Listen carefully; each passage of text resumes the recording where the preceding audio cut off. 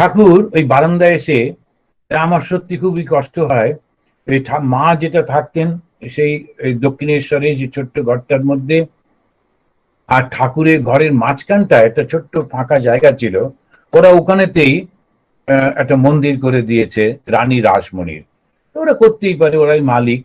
কিন্তু রানী রাসমণি একটু লজ্জা পাবেন যে ঠাকুর আর মার মাঝখানে ওইভাবে বসিয়ে দিয়েছেন। তো ওই ঠাকুর ওই বারান্দায় এসে বলতেন, এইটা রান্না করে পাঠাও, ওইটা তৈরি করে দাও। একবারও ভাবতেন না কে বাজার করবে, আর বাজার করতে পয়সা লাগে, সে পয়সাটা কে দেবে। মার কাছে কিছুই নেই, মা কোনো দিন কমপ্লেন করেননি। ওখান থেকে তুমি যে আদেশ করছো এগুলো করবেটা কে? কোনো দিন একটা মায়ের জীবনে যতগুলি জীবনী আছে তাতে পাওয়া যায় না। তাহলে আমরা দেখছি তিনি ওই পতিব্রতা ধর্ম পালন করছেন। ঠাকুর যে কাজের মধ্যে, সেই কাজের মধ্যে তিনি নিজেকে নিয়োজিত করছেন কিভাবে? তিনি ঠাকুর যেমন যেমন বলছেন ঠিক তেমন তেমন ভাবে সাপোর্ট করছেন। কলকাতা থেকে মহিলারা আসতেন, তারা থাকবেন ওই ছোট ঘরের মধ্যেই, মা সব ব্যবস্থা করতেন, তাদের খাওয়া, তাদের থাকার ব্যবস্থা।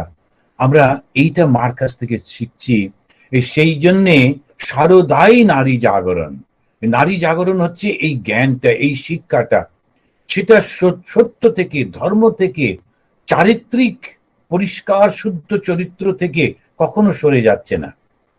আমরা দেখছি তার বাস্তব জ্ঞান এবং আধুনিক শিক্ষাতে মা কত উদাহরণ উৎসাহ দিচ্ছেন। একটি মহিলা আসতেন মার কাছে, দুপুর বেলায় যখন কেউ থাকতো না, তখন মা সেই 2:30-3টের সময় উঠে স্নান করে নিতেন। তারপরে অনেক বড় বড় চুল শুকোতে পারতেন না। দুপুর বেলায় যখন সবাই পুজো টুজো হয়ে গেল, মন্দির বন্ধ করে চলে যেত, উনি তখন বাইরে এসে বসে, নহবতের বাইরে বসে চুল শুকোতেন। ওই সময় পাড়ার থেকে একজন মহিলা এসে বসতেন, ওর সঙ্গে একটু গল্প করতেন, চারপাশের খবর নিতেন। কোনো কিছুর মধ্যে থাকতেন না, কিন্তু খবরটা রাখতেন কোথায় কি হচ্ছে। এখন এই যে মহিলারা আমরা কিচ্ছু জানি না তা কিন্তু না, উনি খুবই সমস্ত কিছু জানতেন। আপনারা ভেবে দেখুন, একটা সময় আমি একটু ইয়ে করে বলছি, যেমন ঠাকুর অসুস্থ হয়ে চলে গেলেন তিনি শ্যামপুকুর বাটিতে। সেই সময় কেউ একজন বলল মাকে যে ঠাকুর তোমার প্রতি বিরক্ত হয়ে তোমাকে ছেড়ে চলে গেছেন। মা একা, যিনি কোনোদিন রাস্তায় বেরোননি, কিভাবে সেই শ্যামপুকুর বাটিতে পৌঁছে গেলেন, গিয়ে ঠাকুরকে জিজ্ঞেস করছেন, এটা কি সত্যি তুমি আমাকে ত্যাগ করেছো? আমাকে ওরা ও বলল। এই ঘটনা আপনারা জানেন মায়ের জীবনে। কিন্তু মাঝখানে যে কথাটা রয়ে গেল, মা গেলেন কি করে? ওই কোথায় দক্ষিণেশ্বর আর কোথায় শ্যামপুকুর, এখনই যদি কোনো মহিলাকে বলা হয় সে খুঁজে বার করতে পারবে না। তার মানে মা কিন্তু ঠিকানাটা ঠিক জানতেন, কোন ঠিকানাতে ঠাকুর রয়েছেন, কোন বাড়িতে ঠাকুর রয়েছেন, কাদের বাড়ি, কেমন করে যেতে হয়, ওই খবর সব রাখতেন। দেখুন, আমি বাড়ির মধ্যে থাকি, কিচ্ছু জানি না তা কিন্তু না। অনেক সময় দেখা যায় মায়েরা কিচ্ছুটি জানে না, শুধু কি করে রান্না করতে হয় ওই ছাড়া বাকি সব সময় সবার উপর নির্ভর। মা কিন্তু তা ছিলেন না। এই হচ্ছে শিক্ষা। প্রত্যেকটা জিনিস জানি, কিন্তু সেটা আমি কাউকে সঙ্গে বলছি না। নিজেই বলছেন সবার খবর রাখবে, জানবে, শুধু মুখ খুলবে না। এই যে মাকে আমরা দেখতে পাচ্ছি, অত্যন্ত বাস্তব জ্ঞান। একবার ঠাকুরের সঙ্গে গেছেন আমাদের গোপালের মা। গোপালের মা তিনি বাল বিধবা ছিলেন, তিনি গোপালকে লাভ করেছিলেন, এসব আমরা জানি। ঠাকুরের সঙ্গে গেছেন, ঠাকুরেরই শিষ্য, কলকাতাতে তাদের বাড়িতে। এবং ওইটা ফেরার সময় ওরা ওকে সিধে দিয়েছেন, ব্রাহ্মণী তো, তার যুগে চাল ডাল ইত্যাদি ইত্যাদি সব দিয়ে দিয়েছেন, 1 মাসের খাবার হয়ে যাবে। কিন্তু ঠাকুর একদম পছন্দ করতেন না ভক্তদের বাড়ি গিয়ে এটা সেটা নিয়ে নিয়ে আসা। ওটা একেবারেই ওনার পছন্দ ছিল না। যাবার সময় খুব গল্প করতে করতে যাচ্ছিলেন নৌকো করে, কিন্তু যেই দেখেছেন যে গোপালের মা ওই পোঁটলা নিয়ে নৌকোয় উঠছেন, উনি ভীষণ বিরক্ত হয়ে মুখ গম্ভীর করে অন্যদিকে তাকিয়ে বসে আছেন। গোপালের মা খুব ভয় পেয়ে গেলেন, কিন্তু কি করবেন, অত বড় মানুষটা সে যে দিয়েছে সেটা কি ফেলে দেব? তাহলে তো তার অপমান হবে। ও আমাকে দিয়েছে দান, আবার যদি নিয়ে যায় তাহলে ঠাকুর রেগে যাচ্ছেন। খুব দোনামোনা করতে করতে মনের মধ্যে অত্যন্ত কষ্ট নিয়ে দক্ষিণেশ্বরে পৌঁছে তখন মার কাছে গিয়ে বললেন যে গোপাল খুব রেগে গেছে, কিন্তু আমি কি করব, আমি তো এটা ফেলতেও পারছি না। রামকৃষ্ণ গত প্রাণা তন্নাম শ্রবণ প্রিয়াম, তিনি কি করলেন, সঙ্গে সঙ্গে তিনি বলছেন উনি এসব কি জানেন, এই সংসারের এই জিনিসগুলো উনি অত জানেন না। এখন এইখানে মায়ের কিরকম দেখুন, তখন ঠাকুর বিরক্ত লোকের বাড়ি থেকে জিনিস নেওয়া, মা কত প্র্যাকটিক্যাল, তিনি বলছেন যে তোমাকে তো ভিক্ষে করে খেতে হয়, মানুষের টাকা সাহায্যের উপর নির্ভর করতে হয়, এরা তো বেশ 1 মাসের খাবার দিয়ে দিয়েছে, তুমি এবার নিশ্চিন্তে তুমি সাধন ভজন করতে পারবে, ওটা তুমি নিয়ে যাও, রেখে দাও, কিচ্ছু হবে না। শ্রীরামকৃষ্ণ দেব কোনো বিরক্ত প্রকাশ করবেন না, এই মা বলছেন। আমার প্রচন্ড ব্যক্তিত্ব। ওই যে মহিলাটির কথা বলছিলাম, যে সে এসে মার সঙ্গে বসে গল্প করত, ঠাকুর একদিন লক্ষ্য করে বললেন তুমি ওর সঙ্গে কথা বলবে না, ঠাকুর আদেশ দিচ্ছেন। কেন না, ওর চরিত্র খারাপ ছিল, তো ওর সঙ্গে মিশ্র দেখলে লোকেরা খারাপ তোমাকে বলতে পারে। কিন্তু মা পরের দিন পরের দিন পরের দিন একরকম ভাবে ওর সঙ্গে কথা বলতে লাগলেন, ঠাকুর বারণ করা সত্ত্বেও। কেন, তার পরবর্তীকালে মা বলছেন, ঠাকুরকে উনি আর্গুমেন্ট বলে দিয়েছিলেন ও আগে খারাপ ছিল এখন ভালো হয়ে গেছে, পরবর্তীকালে তিনি বলছেন এই মানুষগুলোর দিকে যদি আমরা হাত বাড়িয়ে না দিই ওরা তো উঠতে পারবে না।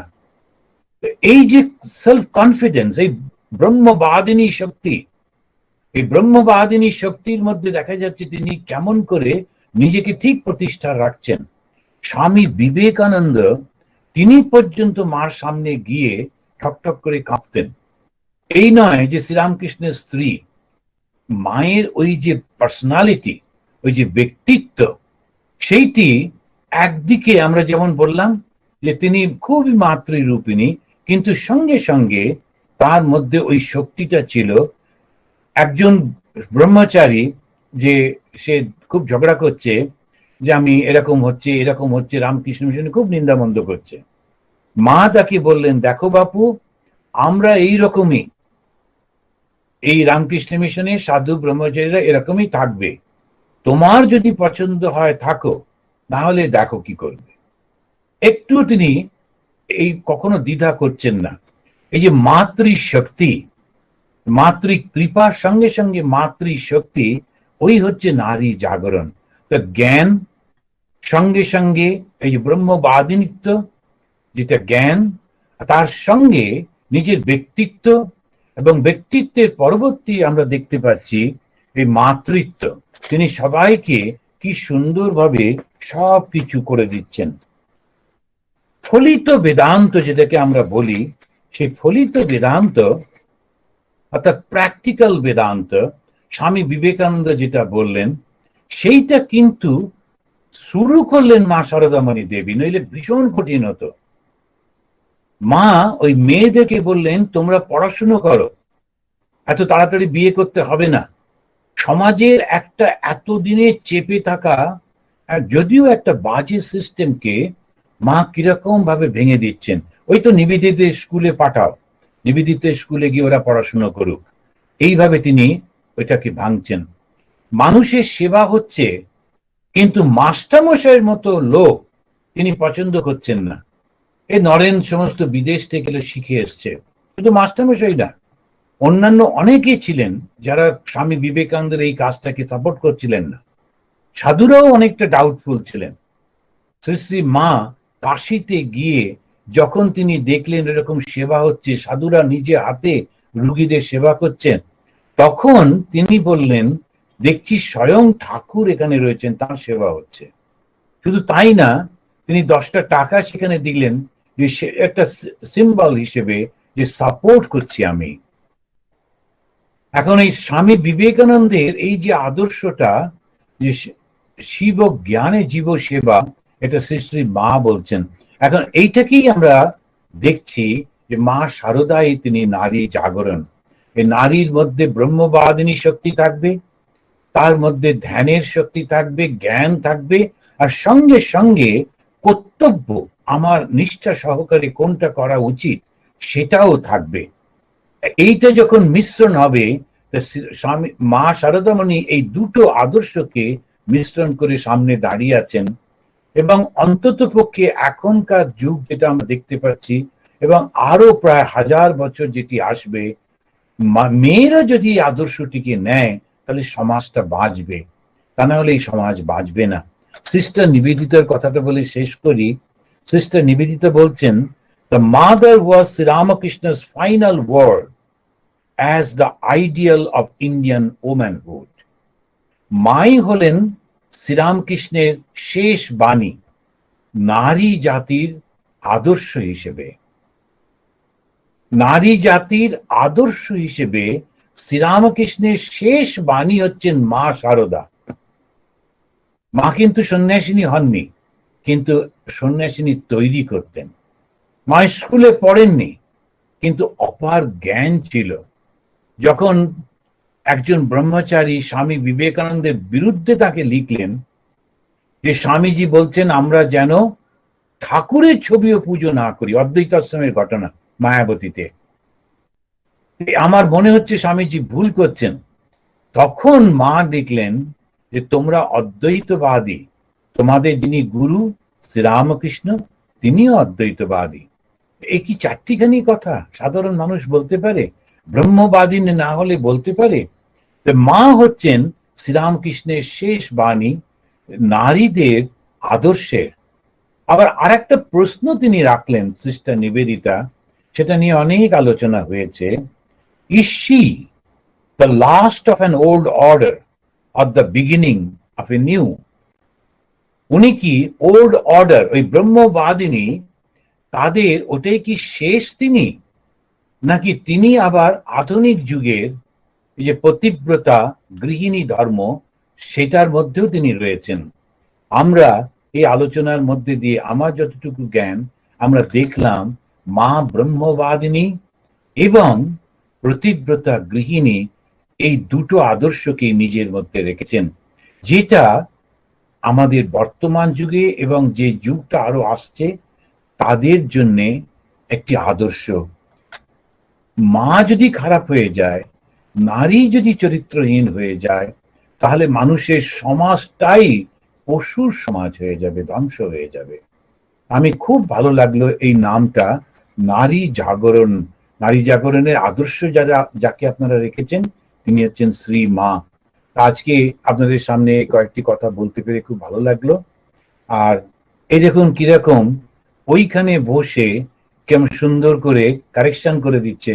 আমি আমেরিকায় শিকাগোতে বসে বুঝতে পারছি না কেন রিপিটেশন হচ্ছে, ওরা ওইখানে বসে বুঝে ফেললো। কিন্তু এই যে আধুনিক জ্ঞানের সঙ্গে সঙ্গে নম্রতা, বিনয়, পুরুষকে নকল করতে নেই, কেন করব? যেটা আমার খুব ভালো লাগতো ছোটবেলায়, যেমন নেতাজি সুভাষচন্দ্রের কথা, I should not become the carbon copy of anyone. Carbon copy কেন হব? কার্বন কপি এখন নেই, আগেকার দিনে থাকতো, যখন উপরে লেখা হতো তার তলায় আর একটা লেখা হয়ে যেত। আমি কাউকে ওরকম কেন করবো? আমি নিজের মতো গড়ে উঠবো। পুরুষরা যা করছে সেরকম কেন করতে হবে? অন্যরকম অনেক কিছু করা যেতে পারে। এই বক্সিং করছে সুতরাং আমরাও বক্সিং করব, ওই সিগারেট খাচ্ছে সুতরাং আমরাও সিগারেট খাবো। এ তো নকল করছে, ওর তো ব্যক্তিত্ব নেই। ওর নিজস্বত্বটাকে যে ডেভেলপ করা, সেইটি যদি আমরা করতে পারি তাহলে খুব ভালো হবে। তো খুব ভালো লাগলো আমাদের এই যে মা, তার জিনিসটা আমি বোঝাতে পারলাম কিনা। মা দুটো আদর্শের মিলন, যিনি দুটো আদর্শ কি, একটা ব্রহ্মবাদিনী অর্থাৎ জ্ঞান, আর দ্বিতীয়ত হচ্ছে প্রতিব্রতা গৃহিণী, অর্থাৎ এই সমাজটাকে ধরে রাখার জন্যে তিনি ওই সাপোর্ট একটা শক্তি, অসাধারণ একটা শক্তি। তো এই দুটোকে যখন আমরা মিলিয়ে নিতে পারছি তখনই ঠিক ঠিক। আমি আন্দামানে ছিলাম, তখন একজন অফিসারের স্ত্রীকে দেখেছিলাম, তিনি গাড়ি চালাচ্ছেন, তারপরে ওই সুইমিং পুল হয়েছিল নতুন, তার সেখানে সাঁতার কাটতে যাচ্ছেন। তিনি খুব সুন্দর, অত বড় অফিসারের স্ত্রী তো, আর খুব সৌন্দর্য। আবার সঙ্গে সঙ্গে ওর বাড়িতে নিয়ে গেছিল, দেখলাম যে একটা সেই যেমন করে হয় ছোট ছোট লক্ষ্মীর পায়ের ছাপ দিয়েছে ঘরেতে, লক্ষ্মী পুজো করেছে, রেগুলার পুজো টুজো করে। তখন আমি ওনার মাধ্যমে আন্দামানেতে একটা সারদা সংঘ তৈরি করতে চেষ্টা করেছিলাম, করেও ছিল ওরা। পরবর্তীকালে আমি ট্রান্সফার হয়ে গেছিলাম। তো খুবই সুন্দর এই দুটো জাগরণ আমি দেখতে যাদের মধ্যে পাই, আমার খুব ভালো লাগে। এইটাই হচ্ছে মায়ের আদর্শ। তো খুব ভালো লাগলো। এবারে প্রশ্নোত্তর পর্ব। প্রথম প্রশ্ন জানিয়েছেন প্রশ্ন মহারাজজি, কাশিতে মা 10 টাকা দিয়ে কি করেছিলেন, যদি একটু বলেন খুব ভালো হয়। ওই 10 টাকাটা রাখা আছে। ওটা কি জানেন, মা তো যেমন মা ভিক্ষে দিতেন, প্রথম ভিক্ষেটা মার কাছে নেওয়া হতো। মা তো সন্ন্যাসিনী ছিলেন না, মা ছিলেন গৃহী। তো ঠাকুর মাকে গৃহী করে রেখে গেছেন। তো সন্ন্যাসীরা গিয়ে ভিক্ষা নেয় কার কাছ থেকে? যে গৃহীর কাছ থেকে। তো মার কাছে গিয়ে ভিক্ষা নেওয়া হতো। কাশিতে গিয়ে যখন উনি দেখলেন ওরা ওই বিভিন্ন জায়গায় গিয়ে, তখনকার দিনে তো ওই 2 পয়সা 5 পয়সা 1 টাকা এরকম সমস্ত কালেকশন করতেন, করে রাস্তাঘাটে পড়ে থাকা সবাই লোকদের নিয়ে এসে সেবা করতেন। অনেক সময় ছেলেরা বৃদ্ধ বাবা মাকে নিয়ে গিয়ে কাশিতে রেখে দিয়ে পালিয়ে আসতো। ওরা রাস্তায় রাস্তায় ঘুরতেন, কোথায় যাবেন, অসুস্থ হতেন, তাদেরকে সেবা করতো আমাদের সাধুরা। ওই কাজটাকে সাপোর্ট করবার জন্যে মা একটা টোকেন অফ সাপোর্ট ওই 10 টাকা দিয়েছিলেন। তোমরা যে কাজ করছো তাতে তো আমি নিজে হাতে গিয়ে কাজটা করতে পারবো না, তোমরা যখন করছো তাতে আমার সাপোর্ট থাকবে। এই যে আপনারা ডোনেশন দেন, তো আপনি ডোনেশন দিচ্ছেন কেন না? এই এখন প্যান্ডামিকে যে সেবা করছে সাধুরা, তাদের সাপোর্ট করলাম। ওইখানে বন্যা হয়েছে, কোনো দল কাজ করছে, আমি নিজে গিয়ে তো তাদেরকে কিছু করতে পারবো না, একটু আমি টাকা দিয়ে সাপোর্ট করলাম। তো দানটা কেন? ওই আদর্শটাকে সাপোর্ট করা। ওই 10 টাকা দিয়ে মা সাপোর্ট করেছিলেন। পরবর্তী প্রশ্ন, ওয়েস্টার্ন কালচার যেভাবে আমাদের সমাজে ঢুকে যাচ্ছে, সেখানে কি করে আমাদের এই ভাব বজায় রাখা যায়?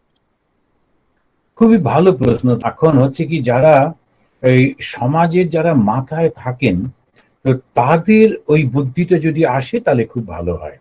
যেমন যখন এই শিক্ষার ব্যাপারে যারা ডিসিশন নিচ্ছেন, তাদের যদি এই বুদ্ধিটা আসে হয়। তবে হয় কি, এই যে আদর্শগুলো, এই যে সিনেমা যারা করেন, তারা কিন্তু বিরাট শিক্ষক, ওটা ওদের মাথায় নেই।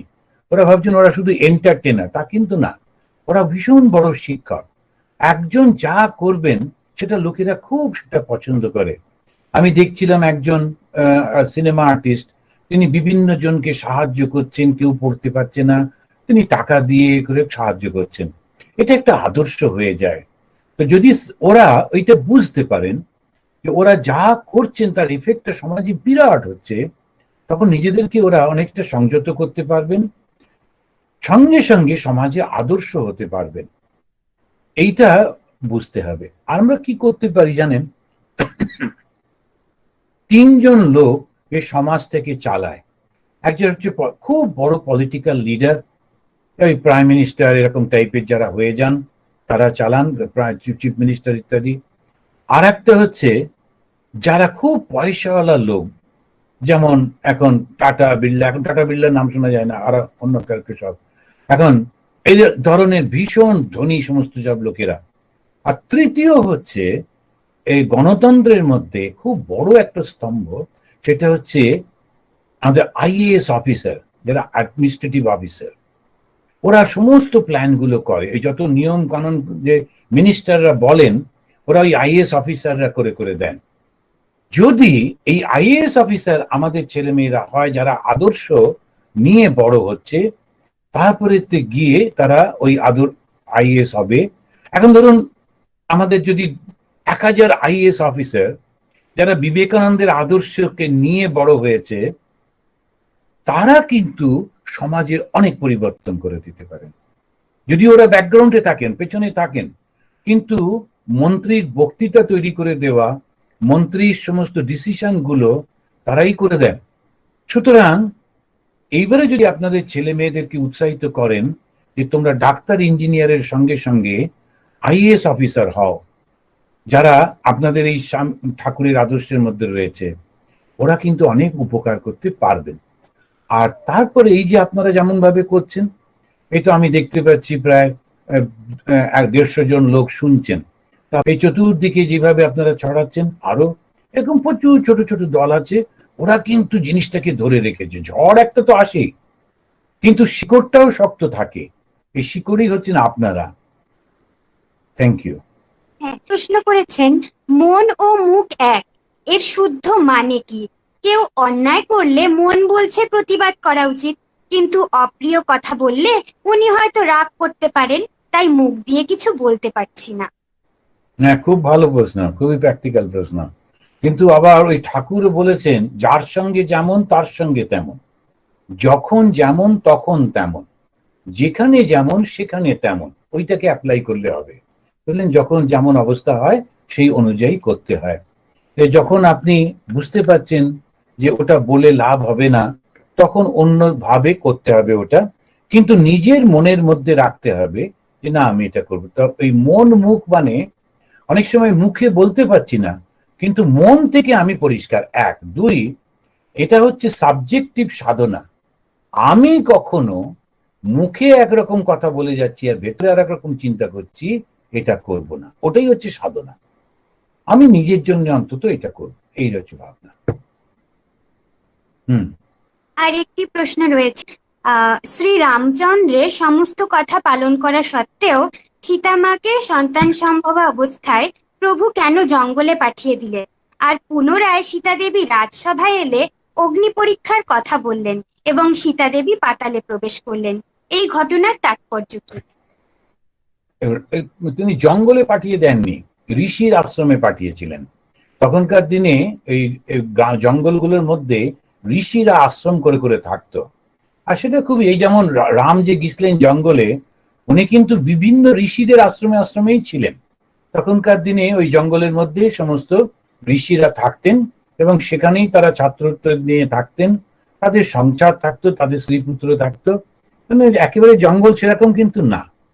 তো এই কথাটা হলো, যদি কখনো কোনো রাজার উপরে একটা কমপ্লেন ওঠে যে তুমি, তখন এই যে আমি বললাম, তখন বলা হচ্ছে যে নারী জাতি কি করবে, গৃহিণী হবে। গৃহিণী কিরকম, স্বামী আর স্ত্রী, তারা কিন্তু অন্য আর কোনো কিছু নেই। কিন্তু সেটা এরকম ছিল না। আপনারা যদি লক্ষ্য করে দেখেন যে শূর্পণখা, সে এসেছে রামের কাছে, বলছে তোমাকে আমার পছন্দ, তুমি আমার সঙ্গে এসো। এটা তখন খুব স্বাভাবিক ছিল। নারীদের এই স্বাধীনতা ছিল, যে কোনো পুরুষকে ওরা আহ্বান করতে পারত। আমরা এখন এই যুগে মনে হচ্ছে আরে ছি ছি, লক্ষণ রেগে গিয়ে নাকটা কেটে দিলেন, কিন্তু লক্ষণের রাগ করার কথা ছিল না। এমনিতে একটু শর্ট টেম্পার্ড মানুষ ছিলেন নিশ্চয়ই, আর নাকটা না কাটলে এত গোলমালও হতো না, অবশ্য এত রামায়ণে আমাদের পড়তে হতো না। এখন তো এই যে আমরা দেখছি, ওটা কিন্তু স্বাভাবিক ছিল। আপনারা যদি দেখেন, এটা নিয়ে আর বেশি আলোচনা করব না, যে ঋষি তিনি লক্ষ্য করছেন যে একজন, সে দেখছে তার বাবার মুখটা খুব কষ্টে ভরে যাচ্ছে। তখন ও লক্ষ্য করে দেখলো আর একজন ঋষির সঙ্গে ওর মা চলে যাচ্ছেন। তারপর থেকে সে যখন ঋষি হলো, সে এই বিবাহ সম্পর্কটা স্থাপন করলো। সুতরাং সমাজটা ধীরে ধীরে বড় হয়েছিল।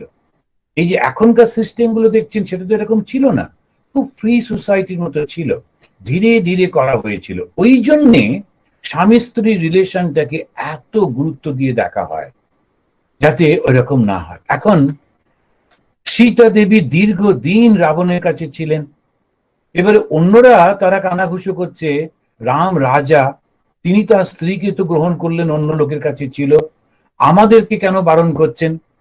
এখন তাদের বেশ বিরক্ত তারা হচ্ছিল, একটা সমাজ সংস্কার হচ্ছে।